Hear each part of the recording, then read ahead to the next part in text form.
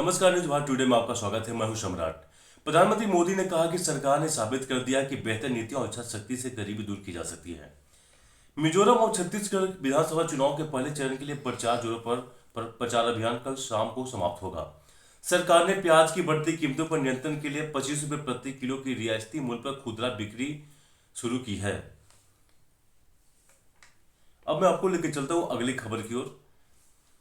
नेपाल के भूकंप प्रभावित क्षेत्र में राहत और बचाव कार्य जारी है।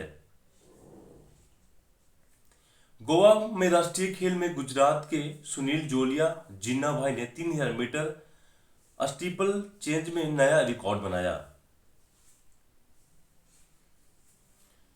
प्रधानमंत्री नरेंद्र मोदी ने कहा कि भारत बाधाओं से मुक्त होकर आगे बढ़ रहा है। उन्होंने कहा कि भारत हर क्षेत्र में नई ऊंचाइयों को हासिल कर रहा है, चाहे वह स्टार्टअप हो, मोबाइल निर्माण हो अथवा डिजिटल लेन देन हो। मोदी आज शाम नई दिल्ली में हिंदुस्तान टाइम्स लीडरशिप समिट को संबोधित कर रहे थे। अब मैं आपको अगली खबर की ओर मैं बताना चाहूंगा। प्रधानमंत्री ने कहा कि चंद्रयान 3 की सफलता से हर देशवासियों में एक नया आत्मविश्वास जगा है। इससे यह पता चलता है कि हम हर क्षेत्र में उत्कृष्टता हासिल कर सकते हैं। उन्होंने कहा कि आज हर भारतीय उत्साह और नई ऊर्जा से भरा हुआ है। प्रधानमंत्री ने कहा कि रिसेपिंग इंडिया में से बियॉन्ड बैरियर्स तक की यात्रा ने देश के उज्जवल भविष्य की नींव रखती है। उन्होंने कहा कि इस नींव पर विकसित और समृद्ध भारत का निर्माण होगा। प्रधानमंत्री ने कहा कि वर्ष 2014 से भारत सक्रिय रूप से बाधाओं को तोड़ रहा है। उन्होंने कहा कि इस देश के सामने असली बाधा वंशवाद और राजनीति और भाई भतीजावाद है। श्री मोदी ने कहा कि पहले भारत आतंकी हमलों के बाद दुनिया से मदद की अपील करता था, लेकिन अब भारत में शामिल तत्व दुनिया से उन्हें बचाने की अपील करते हैं। मोदी ने कहा कि भारत के कानून ने दुनिया की मानसिकता बदल दी है। उन्होंने कहा कि अनुच्छेद 370 हटने के बाद जम्मू कश्मीर में आतंकवाद खत्म हो रहा है और पर्यटन बढ़ रहा है। उन्होंने कहा कि भारत जलवायु संकट के समाधान के लिए वैश्विक लक्ष्यों को प्राप्त करने में दुनिया का नेतृत्व कर रहा है।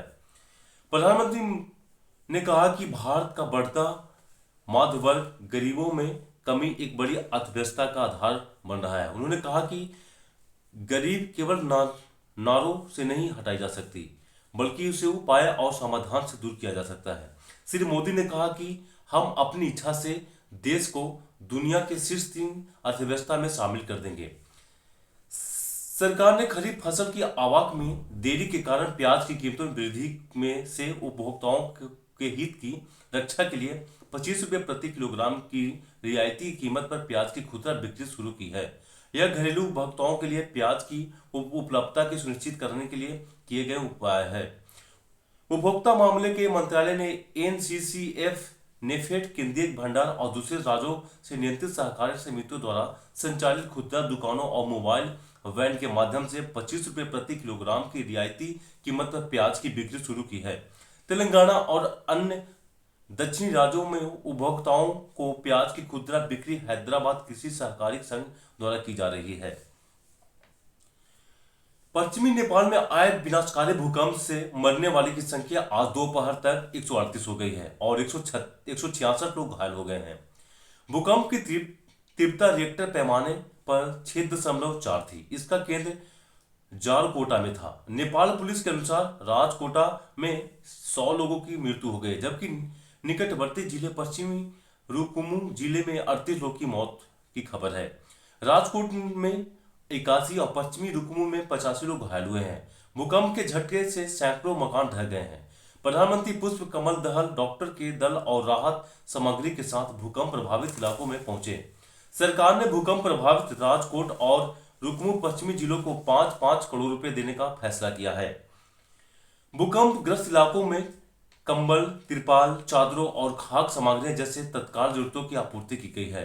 सड़क मार्ग को भी ठीक करने के लिए निर्देश दिए गए हैं।